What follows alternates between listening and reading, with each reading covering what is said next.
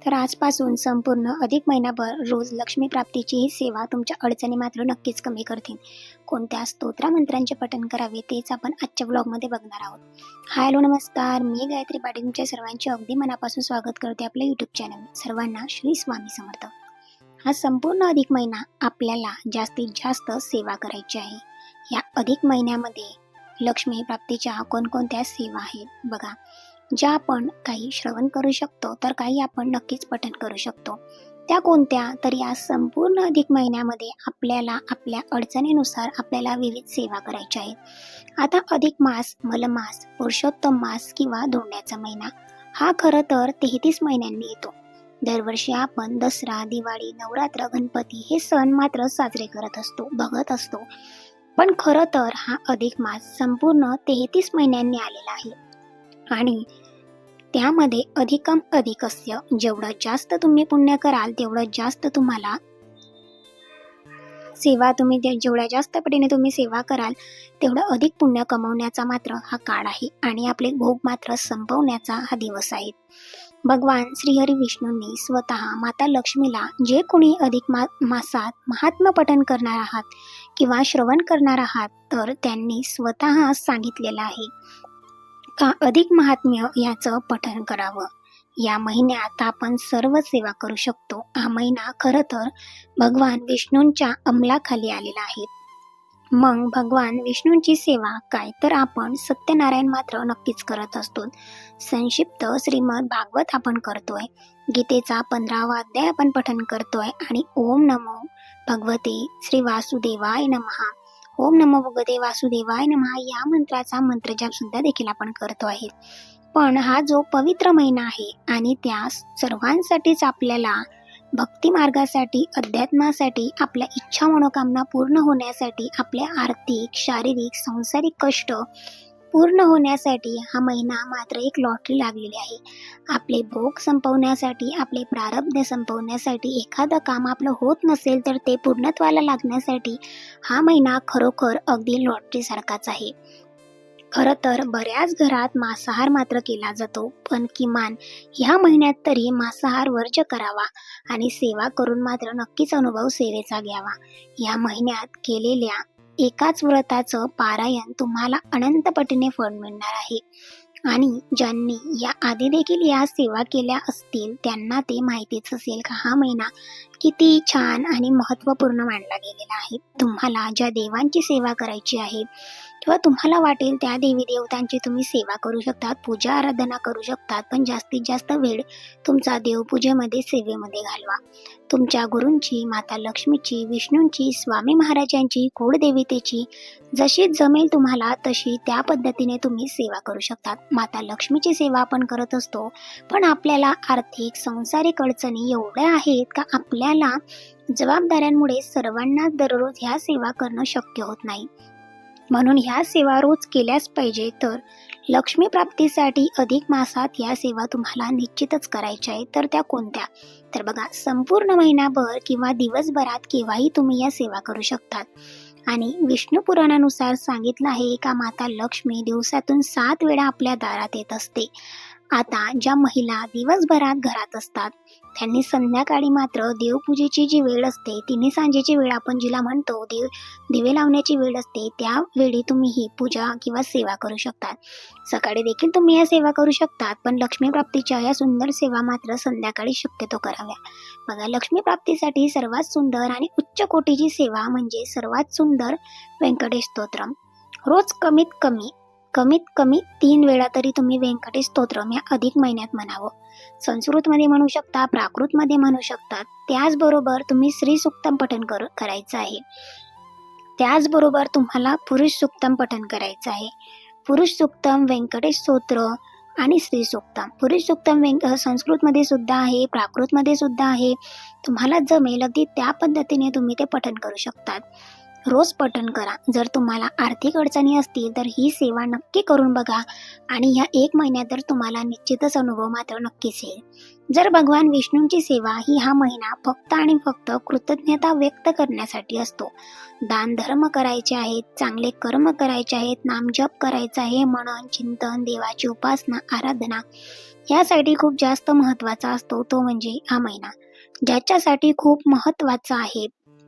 आणि म्हणून व्यंकटेश स्तोत्रम, पुरुष सूक्तम आणि श्री सूक्तम हे आवर्जून तुम्हाला पठण करायचं आहे. त्याचबरोबर 16 वेळा विष्णू गायत्री मंत्र किंवा एक माळ लक्ष्मी गायत्री मंत्र, एक माळ कुबेर मंत्र, एक माळ नवार्ण मंत्र आणि एक माळ आपल्या गुरूंची तीच म्हणजे श्री स्वामी समर्थ मंत्र. या मंत्राच्या देखील तुम्हाला माळजप करायचा आहे. आता जे दररोज नित्यसेवेमध्ये या सर्व सेवा करतात त्यांना लवकरच ही सेवा मात्र निश्चितच होऊन जाते. पण या महिन्यात जर एक माळ नाहीच झालं तर तुम्ही 16 वेळा किंवा 24 वेळा सुद्धा तुम्ही या मंत्रांचा मंत्रजाप पठण करू शकतात. आणि जमलंच तर एक माळ जप करावा. आर्थिक अडचणी कमी होण्यासाठी या सेवा खूप जास्त महत्त्वाच्या आहेत. पण काही संकल्प तुम्ही करू शकतात आणि तुम्हाला करायचा असेल तर संकल्पयुक्त सेवा तुम्ही ह्या महिन्यात करू शकता. हा तुमचा प्रश्न आहे. आता उन्हाळ्याच्या सुट्ट्या आहेत तर काही महिला ह्या माहेरी असतील किंवा काही सासरी, तर तुम्ही जिथे असाल तिथे तुम्ही या सेवा करू शकता. त्या सेवेला कोणतंही बंधन नाही. काही प्रॉब्लेम असेल, काही अडचणी असतील तर तेवढे दिवस मात्र सेवा आपण बंद करू शकतो. सर्व सेवा पारायण आपण माहेरी सुद्धा करू शकतो, कारण आपल्यावर माहेरचे देखील मात्र दोष असतात आणि सासरचे सुद्धा. ह्या सर्व सेवा आपण नित्यसेवेमध्ये देखील करू शकतो. त्या सर्व सेवा सुरू असताना काही अडचणी आल्या किंवा मासिक धर्म आला, विटाळाला सुतक आलं तर तेवढे दिवस मात्र सेवा थांबवून घ्याव्या आणि पुन्हा ते 4 ते 5 दिवस निघून गेल्याच्या नंतर तुम्हाला पुन्हा या सेवा सुरू करायच्या आहेत. तुम्ही कुठे बाहेर गेलात तर एखादी दिवशी गॅप पडतो, म्हटल्यानंतर आल्यावर पुन्हा सेवेला सुरुवात तुम्ही करू शकतात.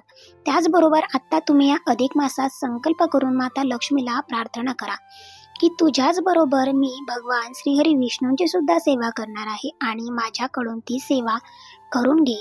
पण संकल्प करत असताना यथाकालीन शब्द वापरून जेवढं माझ्याने शक्य होईल तेवढं मी सेवा करण्याचा प्रयत्न करेल किंवा माझ्याकडून जास्तीत जास्त सेवा ही तुम्ही तुमच्या चरणी रुजू करून घ्यावी, अशा पद्धतीने संकल्प करावा. म्हणजेच आपण त्या संकल्पामध्ये बांधिलकी राहत नाही. म्हणजेच आपण कुठे गेलो, गॅप पडला तरी चालतं.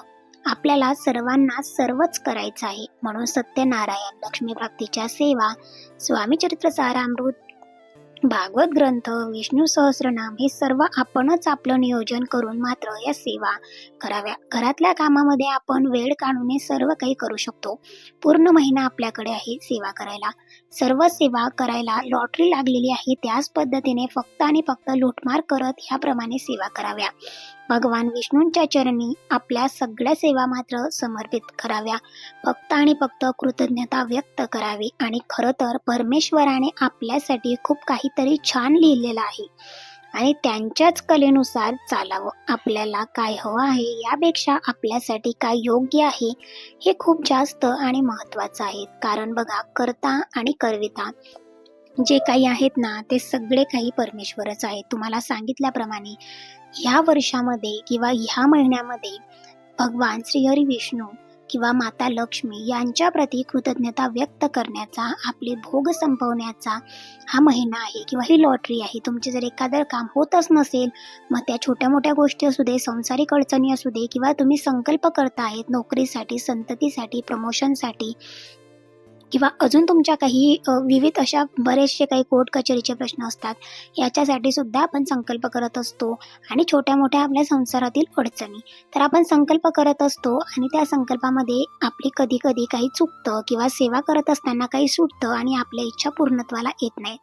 म्हटल्यानंतर तुम्ही या महिन्यामध्ये मोठमोठे ग्रंथाचे पारायण, नवनाथ, गुरुचरित्र, स्वामी चरित्र हे सुद्धा करू शकतात. लक्ष्मी प्राप्तीच्या सेवा तर खूप जास्तच महत्त्वाच्या आहे. म्हटल्यानंतर सत्यनारायण असू दे किंवा व्यंकटेश स्तोत्रम, भागवत, कारण पितृदोष हळूहळू कमी झाल्यानंतरच आपल्याला सगळ्या ज्या काही गोष्टी हव्या आहेत ना त्या मनासारख्या घडत जातात. आणि देवाला या सगळ्या सेवा करून काही मागायचं नाहीये, कारण तुमचा सेवेचा बँक बॅलन्स वाढला ना का देव तुम्हाला देणारच आहे. ते स्वतःसाठी काहीच ठेवत नाही, तर ते आपल्याला देण्यासाठीच बसलेले आहेत. म्हटल्यानंतर व्यंकटेश स्तोत्रमचं दररोज न चुकता तुम्हाला कमीत कमी 3 वेळा, जास्तीत जास्त 16 वेळा तुम्हाला ते पठण करायचं आहे. 16व्या वेळेस किंवा जेव्हा तुम्ही 3 वेळास पठण करत असाल तर 3ऱ्या वेळेला तुम्हाला फलश्रुती म्हणायची आहे आणि 16व्या वेळेला जेव्हा तुम्ही त्यांना पठण करता तेव्हा 16व्या वेळेला तुम्हाला फलश्रुती म्हणायची आहे. या पद्धतीने श्री सूक्तमचं सुद्धा तसंच आहे. 16 वेळा जेव्हा तुम्ही पठण करता तेव्हा तुम्हाला 16व्या वेळेला श्री सूक्त म्हणत असताना फलश्रुती म्हणायची आहे किंवा 1 वेळा पठण करत असाल तर फलश्रुती सहित तुम्हाला पठण करायचं आहे. कारण ह्या सगळ्या स्तोत्रमंत्र फलश्रुतीमध्ये सुद्धा बरंच काही दडलेलं आहे. म्हटल्यानंतर खूप सुंदर असे अनुभव या सेवेचे तुम्हाला नक्कीच येतील. या 1 महिनाभर जरी सेवा केली ना तर तुमच्या घरातील आर्थिक प्रश्न अगदी 100% सुटतीलच. कारण बघा, लक्ष्मी प्राप्तीच्या या सुंदर अशा सेवा आहेत. म्हटल्यानंतर भगवान विष्णूंची आणि माता लक्ष्मीची एकत्रित सेवा करण्याचा हा योग आलेला आहे आणि हा योग मात्र तुम्ही नक्कीच जो काय आहे तो पकडून घ्यावा. तुम्हाला सांगितल्याप्रमाणे लॉटरी लागली आहे, लॉटरीचं तिकीट तुम्ही किती घ्यावं आणि त्या लॉटरीचा फायदा तुम्ही किती घ्यावा हे सुद्धा आपल्यावर ठरणार आहेत. म्हटल्यानंतर हा महिना आता पुन्हा येण्यासाठी 2 ते 3 वर्षाची वाट बघावी लागणार आहेत आणि पुन्हा त्यावेळेस आपण फ्री असणारच आहोत किंवा आपण कुठे जातो किंवा काही कामं असतात, अडचणी असतात. म्हटल्यानंतर आपल्या सगळ्यांनाच ह्या सेवा करणं शक्य होत नाही. म्हटल्यानंतर या महिन्यामध्ये जास्तीत जास्त या सेवा तुमच्याकडून झाल्याच पाहिजे. ब्लॉग कसा वाटला नक्की कमेंट्स करून सांगा. पुन्हा भेटेल उद्याच्या ब्लॉग.